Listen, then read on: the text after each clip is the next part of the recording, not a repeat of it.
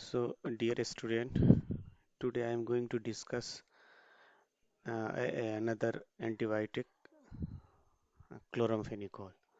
So, we have to discuss first about the history and source of the chloramphenicol. Chloramphenicol first isolated in 1947 from a Streptomyces venezuelae, and the name venezuelae, the name of the species is based upon the from which country this species belong. So, the name of the Streptomyces was Streptomyces venezuelae, and that was isolated in 1947.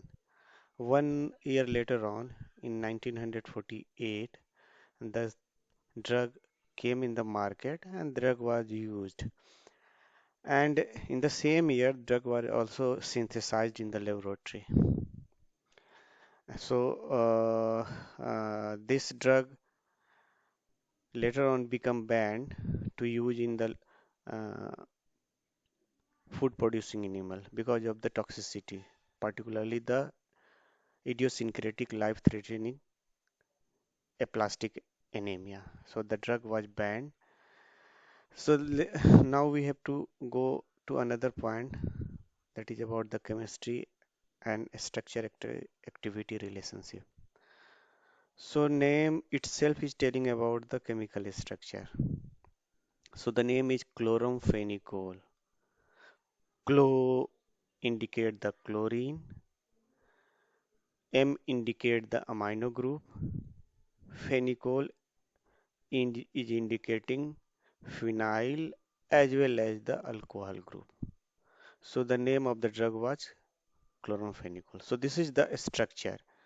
So it is thought that this drug is the derivative of dichloroacetic acid. So here is this group is the dichloroacetic acid.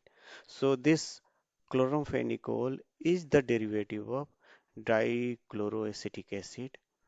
It's contain the main moiety, we call it the nitrobenzene moiety. So this one is the nitrobenzene moiety. And the LIVO form of this drug is active form. So other than LIVO form is not active. So the LIVO form of the drug chloramphenicol is active. So here we are seeing the group nitro group.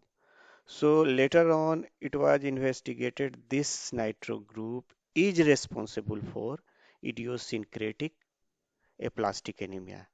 So the scientist was thinking why we are not going to remove this group so that we don't get the idiosyncratic aplastic anemia. So this group later on get removed with the another group, we call it we call it methyl sulfonyl moiety. So this nitro group get removed by methyl sulfonyl moiety, and thereafter as a result we receive a drug, we call it thiamphenicol. So this thiamphenicol that do not have this nitro group, and in place of nitro group this methyl sulfonyl moiety is get attached here. Another place is this carbon atom have hydroxyl group, and this hydroxyl group later on get removed with the fluorine, and after removing the hydroxyl group with the fluorine as a resultant we receive another antibiotic, we call it fluorphenicol. So this hydroxyl group get removed and we received another antibiotic group, fluorphenicol. In fluorphenicol group, this methyl sulfonyl moiety is as such intact there, and you can say this fluorphenicol is the structural analog of thiamphenicol. So this thiamphenicol as well as the fluorphenicol both are the derivative of chloramphenicol, and therefore this thiamphenicol and fluorphenicol is called congener of chloramphenicol, as well as this is also called the derivative of chloramphenicol. Now we have to go through the one most important thing, that is the pharmacodynamic of chloramphenicol or mechanism of action of the chloramphenicol. So this chloramphenicol is acting on the protein synthesis inhibition. So first we have to discuss how this drug get inside the bacteria. So the drug chloramphenicol enter inside the susceptible bacteria by facilitated diffusion. So once the drug get entered inside the cytoplasm of the this drug get attached with the 50S ribosome of the bacteria, where the another antibiotic group, macrolides and clindamycin, both are attaching with the same place where the chloramphenicol is attaching. So the macrolide, chloramphenicol, and clindamycin, they all are going to attach with the bacterial ribosome at the same place. So now we have to discuss about the detailed mechanism of action of the chloramphenicol. So this chloramphenicol, see the structure. So this is the structure of ribosome, how the protein synthesis occurring in the ribosome. So this, as we know, the bacteria is having the 70S ribosome. The 70S ribosomes have the two moiety, 30S subunit and the 50S subunit. The 30S subunit of the bacteria of the ribosome have the messenger RNA, and this messenger RNA having the sequence of the gene that give the signals which particular amino acid has to come. So on this ribosome, we are representing here is a site, two site. One is called A site, that is also called amino acyl site. Another is called uh, P site. This is also known as peptidyl site. So what is the difference between these two sites? The difference between these two sites is that at site A, because the name is amino acyl site, at this site a transfer RNA is going to attach. So this transfer RNA is also called amino acyl transfer RNA. This amino acyl transfer RNA is carrying the amino acid. So when chloramphenicol get entered inside the cytoplasm of the microorganism, the chloramphenicol is going to attach here in this place where I have pointed the cursor. Here this chloramphenicol came, and at this place this transfer RNA, amino acyl transfer RNA, here this the another P side having the peptid, that is called peptidyl side, have the nascent peptide. Nascent peptide means that protein is not fully synthesized. So this is only having the sequence of amino acid. So what will happen when this tRNA is carrying amino acid? The nascent peptide is going to come here, and therefore this is going to attach with the new amino acid and form the bond between the old nascent protein and the new amino acid, and they get linked together with the help of an enzyme. We call it transferase enzyme. The full name of the enzyme is peptidyl transferase enzyme. So in presence of peptidyl transferase enzyme, the attachment of new amino acid with the older one occur with the help of the enzyme. We call it peptidyl transferase enzyme. So this thereafter this get formed, and this amino acid get attached.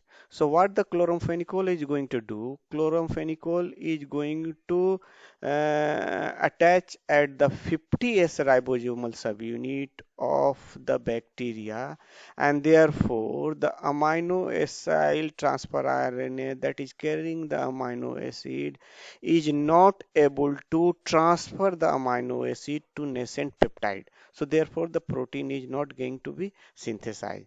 So the mechanism of action in a single line about the chloramphenicol is that this is going to inhibit the protein synthesis by attaching with the 50S ribosomal subunit, and therefore it halt the protein synthesis. So this is the mechanism of action of chloramphenicol or pharmacodynamic. So now we have to shift on the another subheading, that is the antibacterial activity. Regarding the antibacterial activity of the chloramphenicol is concerned, uh, this chloramphenicol is a broad spectrum. So this is very important because this is a broad spectrum. So broad spectrum means this drug is going to act against not only gram negative but also act against the gram positive aerobes and as well as the anaerobes, obligate anaerobes. Not only the bacteria, it also act on the other microorganisms like rickettsia, mycoplasma, chlamydia. So that is why, because this chloramphenicol is acting not only on gram-positive bacteria, gram-negative bacteria, also acting on the rickettsia, mycoplasma, and chlamydia. That is why this group of drug, this drug, I, I call it this drug, chloramphenicol, is called broad spectrum antibiotic. Second point regarding the antibacterial activity is concerned, this chloramphenicol is primarily bacteriostatic. Primarily bacteriostatic. Earlier, we already discussed that those drugs that are going to inhibit the protein synthesis of the bacteria are usually bacteriostatic, except few groups like aminoglycoside. Aminoglycoside is also a protein synthesis inhibitor, but that aminoglycoside is a bactericidal. However, other than aminoglycoside that are going to inhibit the protein synthesis of the bacteria are usually bacteriostatic. So this chloramphenicol is primarily bacteriostatic, but few bacteria that are bactericidal are going to be killed by the chloramphenicol. So that is why the chloramphenicol is also bactericidal against few species, and these species are highly susceptible to the chloramphenicol, and the species are Haemophilus influenzae, Neisseria meningitis, streptomyces pneumoniae. So this is about the, so if the question is coming whether this chloramphenicol is the is bacteriostatic or bactericidal, so chloramphenicol is the bacteriostatic, and that is why the word is primarily bacteriostatic. So this is about the antibacterial activity. Next is the resistance problem, that you know that this is a very big problem. That is why there are many new antibiotics group are coming once the drug gets resistant in the society. So likewise with the chloramphenicol, this become resistance. So the resistance that the bacteria has developed, how the bacteria is developed the resistance against any drug. So, as earlier we have discussed that the drug chloramphenicol entered inside the bacteria by facilitated diffusion, and thereafter the drug has to reach to the target, that is the ribosome. So first way of the development of the resistance against the drug is the drug is not able to penetrate the bacteria and not able to reach inside the bacterial cytoplasm.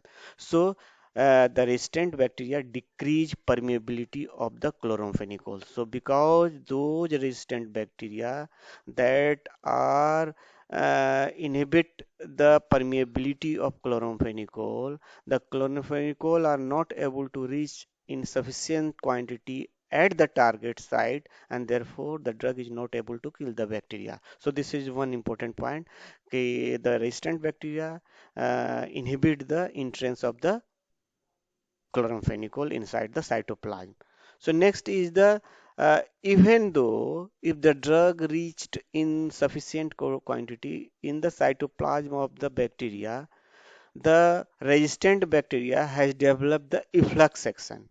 So what is efflux action? Efflux action is developed by the resistant bacteria, and by this mechanism, drug has to be removed out from the cytoplasm to outside the cytoplasm. Therefore, chloramphenicol is not able to acquire the sufficient quantity inside the cytoplasm, and the drug is not going to inhibit the protein synthesis of bacteria. So this one is this point, another is a efflux action. Third point is that the target of the drug chloramphenicol is 50S ribosomal subunit. So the resistant bacteria, by mutation, they have developed the structural change in their ribosomal subunit. So when the resistant bacteria has developed the resistance in such a way, the structural modification or conformation of the ribosome has been held, then the drug is not able to find their susceptible the same earlier structure of the ribosome. Therefore, the drug is not able to kill the kill the bacteria. Even the drug is not able to bind because the drug is not getting the site where they have the structure. So a structural change occur. So therefore, the bacteria get resistant. These are the point. So next and the last point under the resistance, how the bacteria is going to develop the resistance. That is the most important one, and that is in primary mechanism of resistance of bacteria is resistance bacteria are going to produce the enzyme. So the name of the enzyme is chloramphenicol acetyl transferase. You have to recall this by CAT, C for chloramphenicol, A for acetyl, and T for transferase. And that the gene that which encode this enzyme is called CAT gene. And this is plasmid mediated. So resistant bacteria that develop the resistance but that mediated through plasmid is going to synthesize an enzyme called chloramphenicol acetyl transferase, and this enzyme chloramphenicol acetyl transferase is going to act on the chloramphenicol and get it inactivated. So chloramphenicol now get inactivated. So inactivated drug is not going to kill the bacteria. So this way the drug is going to develop the resistance. Now we have to go on the another point, that is the pharmacokinetic, and that the pharmacokinetic of any drug which include absorption, distribution, metabolism, and excretion, that is ADME. So I am going to discuss only two preparation of the chloramphenicol. Here I am going to tell one more point. Chloramphenicol is sometimes also called chloromycetin. So you have to recall this chloramphenicol as chloromycetin also. So here there are only two preparation that is more are used. The one is chloramphenicol sodium succinate, and another is called chloramphenicol base and chloramphenicol palmitate ester. So what is the difference between this chloramphenicol sodium succinate and the chloramphenicol base and the palmitate ester is that this sodium succinate salt is used only for parenteral use, that is intramuscular use or intravenous use, and this is a prodrug. Prodrug means ki for the activity of the antibacterial activity of chloramphenicol, the chloramphenicol must be in free form. So when this chloramphenicol sodium succinate reach in the circulation, blood circulation, this sodium succinate moiety get removed and chloramphenicol get freed in the blood, and therefore this is now going to act on the bacteria. So this is the parenteral preparation. Now we are going to discuss the oral preparation. About the oral preparation is concerned, as I have mentioned, this have the two main drug, chloramphenicol base and the chloramphenicol palmitate ester. So both the drug are used as a oral preparation, and this oral preparation is only used for the monogastric animal like dog and cat. In cat, chloramphenicol are usually we are avoiding because this drug is mainly being eliminated or metabolized by the glucuronidation reaction. So glucuronidation reaction enzyme is glucuronil transferase. The glucuronil transferase the cat is lacking. So that is why this chloramphenicol oral preparation are usually going to be avoided for the cat because this may be going to form the toxicity. So usually we are going to avoid this.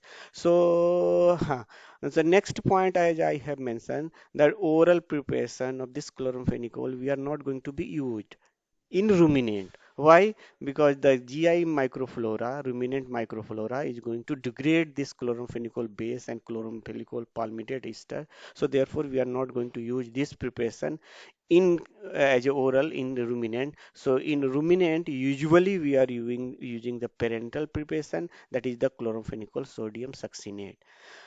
Uh, Regarding the metabolism of this drug is concerned, as you know, the metabolism of drug is first started or mainly occurring in the liver. So likewise, this chloramphenicol is also get metabolized in the liver, and for this this one, the pH 2 enzyme is responsible for chloramphenicol metabolism, and the name of phase 2 enzyme is glucuronil transferase. And so glucuronil transferase used the acid glucuronic acid. So in the presence of glucuronic acid, glucuronil transferase convert the chloramphenicol into a component, the metabolite, the known as chloramphenicol glucuronide. So this is the principal metabolite of the chloramphenicol, and this is going to be excreted out through the urine by tubular secretion and glomerular filtration. So what are the another important? So this is important here. One thing I am going to mention. So those species which lack the enzyme glucuronil transferase, the chances of toxicity from this one is more. Like cat and fish, they usually lack the enzyme glucuronil transferase. And the neonates and also the elder patient are lacking the glucuronil transferase. Therefore, we are very much cautious before going to use chloramphenicol because the neonates are lacking this enzyme, as well as this is also problem in the elders. So we have to be cautious. And third, the most important point is that this chloramphenicol is a banned drug for food producing animal because this is going to produce a most important toxicity. We are going to call it the idiosyncratic aplastic anemia. Next, other pharmacokinetic property that is are the very important, that what that important point is that this drug acquire about 50 to 60% concentration in cerebrospinal fluid. So this is why important, because if the 50 to 60% of the drug is within the plasma, within the cerebrospinal fluid, then this concentration is enough to be used for the therapy of the infection, like infection in the brain. So therefore, this is one of the good drug to be used for the therapy of meningitis also. So chloramphenicol, one of the most usable drug in case of meningitis if other drug is not or develop resistance. Other point with this pharmacokinetic is this drug is having volume of distribution is more than 1 liter per kg. That means the drug is distributed everywhere. So if any drug that distributed all over the body, that means ki we are going to use this drug for the treatment of all the site where the drug has to be reached. So now we have to go to the another point, that is the therapeutic utility of this chloramphenicol. So as I earlier mentioned, This is the banned drug for the food producing animal. So we are not going to use this drug in food producing animal. If necessary, then only in emergency or in life threatening cases, we are going to use chloramphenicol. If we don't have any other option of antibiotic, then we have to use the chloramphenicol. So that is why the point is we have to use chloramphenicol in the life threatening cases. So the disease in which we are going to use the chloramphenicol are typhoid, salmonella typhi. For this treatment, we are going to use bacterial meningitis. We are going to use this one. Anaerobic infection, we are going to use this one. Rickettsial infection, for that we are using chloramphenicol. Brucellosis, we are going to use this one. So this is all about the therapeutic use of this chloramphenicol. Now we have to go through the untoward effect, and this untoward effect of this chloramphenicol is the very important. And the untoward effect of the chloramphenicol are hypersensitivity, hematological toxicity, and gray baby syndrome. So these three are the more important. Among these three, the hypersensitivity is not common. This is uncommon. So we are not going to consider the hypersensitivity. This is uncommon. And sometime also for see when we are using the chloramphenicol in that patient, they are going to produce untoward effect, hypersensitive effect. We are calling it the Jeris Hex-Hammer reaction. So this is all about the hypersensitivity. Now we are shift on the hematological toxicity from the chloramphenicol, and this is the very important toxicity. Why? Because this drug is going to produce bone marrow depression. Why this bone marrow depression occur with the chloramphenicol? Because this chloramphenicol is not only going to inhibit the bacterial protein synthesis, rather this is acting on eukaryote, and in eukaryote this one is mainly acting on the mitochondrial protein synthesis inhibition in eukaryote, means ki the in the patient. So when any patient is going to take the chloramphenicol for longer time interval, this is going to depress the bone marrow. How? This is going to chloramphenicol is going to inhibit the mitochondrial protein synthesis inhibition of the patient, and therefore this is going to produce the bone marrow depression. And because of the bone marrow depression, they are going to produce the main most important type of toxicity, and that one going to produce the anemia.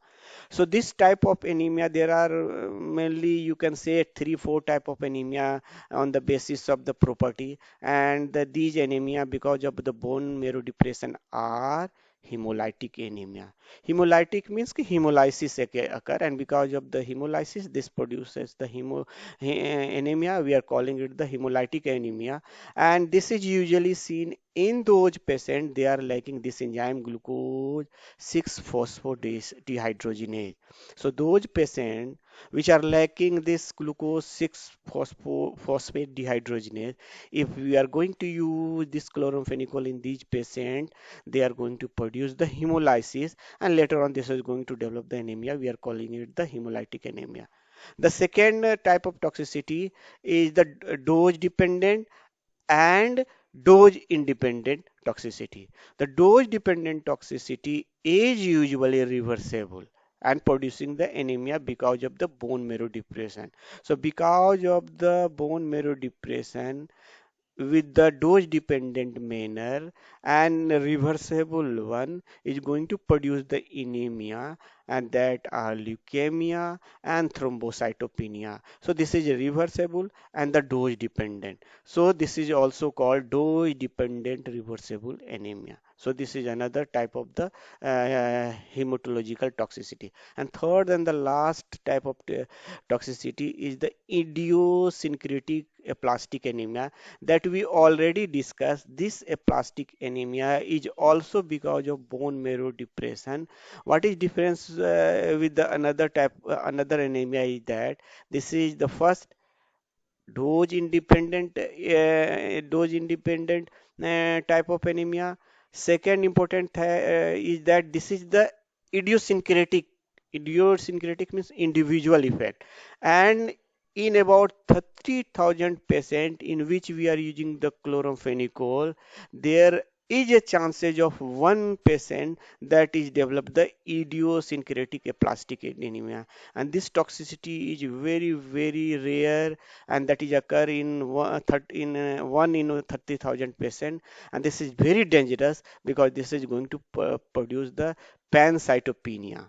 So pancytopenia means the reduction of RBC, WBC as well as the platelet, and this is very very dangerous. And this type of idiosyncratic aplastic anemia is also has been seen in twins, and this is dangerous because this is going to produce the pancytopenia, and this is the dose independent type of toxicity. So under the hemolytic toxicity, there because of the bone marrow depression, the anemia are hemolytic, then the dose dependent reversible anemia, and then the third and the last and the most important is idiosyncratic aplastic anemia.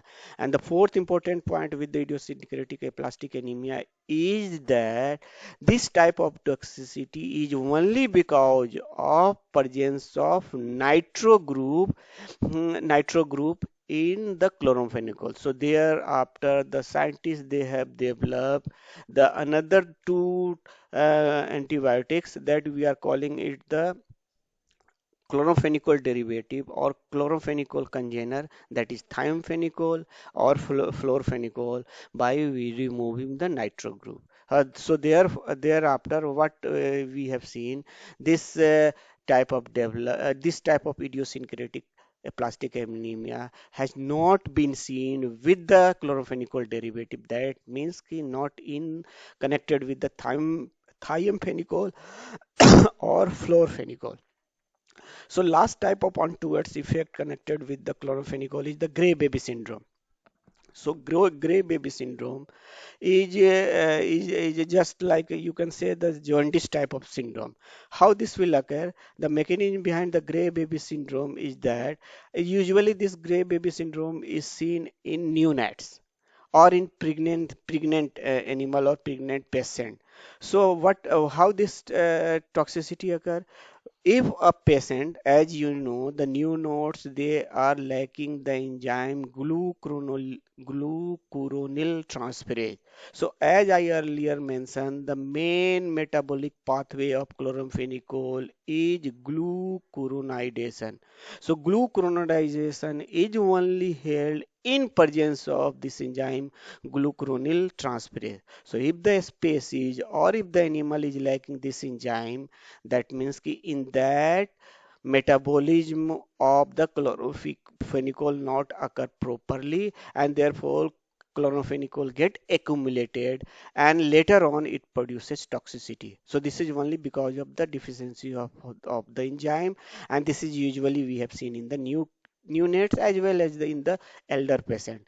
Next is the mechanism behind the gray baby syndrome is the renal excretion, deficiency in renal excretion. As I have mentioned, the drug is going to be excreted out through the urine by two protocol, by tubular secretion and globular filtration. So if this filter excretion route is going to be decreased or going to be halted, that means that chloramphenicol is not going to be excreted out from the body, and therefore this is going to produce the toxicity, because that the drug is going to be accumulated within the body, and therefore this is going to produce the toxicity, and that toxicity we are calling it the gray baby syndrome. In that the baby get become off fed, baby is not going to take the suckling, they're going to produce the vomission, there is problem, respiratory problem. So these are the problem concerned with the gray baby syndrome. So this is about the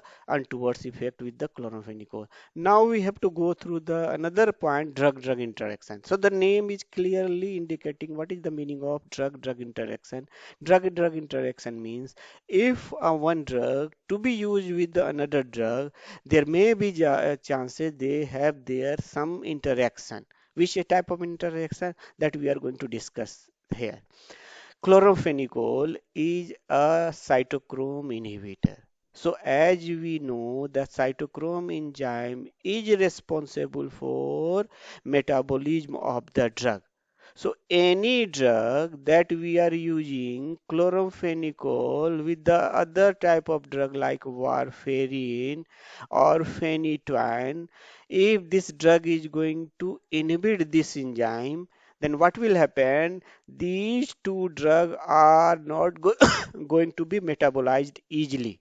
So if these drugs are not metabolized because of the deficiency of this cytochrome or metabolizing enzyme, the drug is going to be persisted within the body for longer time interval, and therefore this is going to produce the toxicity because of the accumulation of the drug.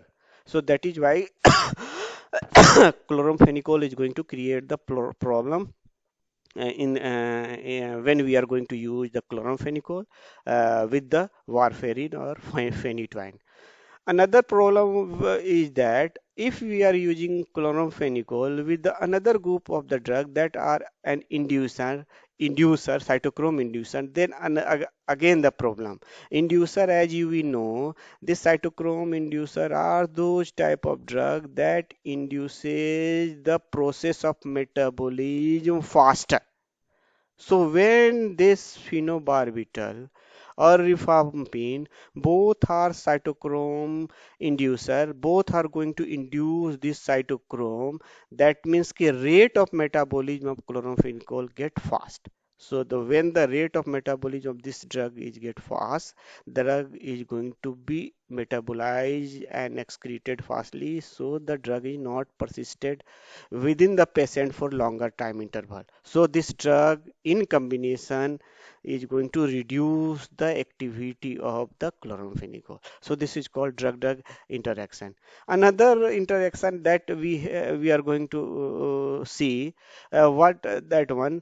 As I earlier mentioned, the site of action of antibiotic macrolide and the clindamycin and the chloramphenicol is the same.